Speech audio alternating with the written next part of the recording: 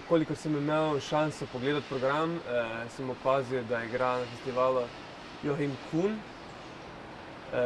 Njega sem definitivno spremljal že v preteklosti, videl par koncertov. Njega bi si res želel pogledati, upam, da bo tudi čas primeren.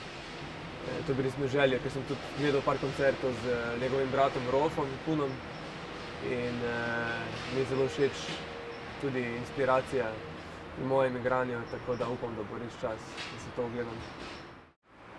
Študij klasičnega klavira mi je definitivno pomagal pri razgledanosti, kar se tiče širine glasbe. Spoznal sem ogromno literature klasičnih glasbenikov.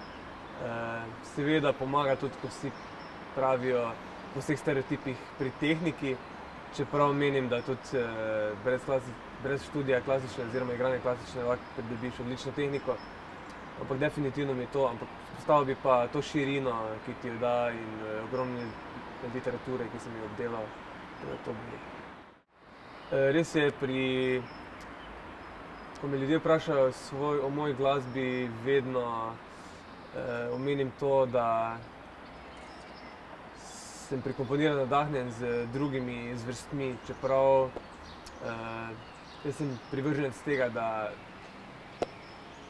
zvrsti, ne vem, meni se zdi glasba ali je dobra ali ni dobra. Za zvrsti je neko omejevanje med stili, to se meni, ne vem, ne verjamem na te stvari, ampak definitivno jaz sem v preteklosti sodeloval ogromno tudi z drugimi glasbeniki iz drugih glasbenih področij in zvrsti kot hip-hop, R&B, pop glasba, klasična glasba, etno glasba. Sem vesel, da sem imel ogromno priložnosti sodelovati z različnimi umetniki, tudi z indijskimi mojstri. Tako da v bistvu zdaj ne bi navezoval to kot druge zvrsti, ampak še vedno moja glasba se mi zdi, da je najbolj izkoreninjena v jazz tradiciji.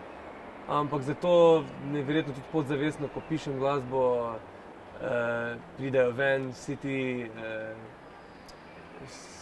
ti zori, vse te izkušnje, ki sem jih imel, in posledično se to pozna tudi v kompoziciji. Definitivno ni pa, da bi to bilo premišljeno ali zanalašč.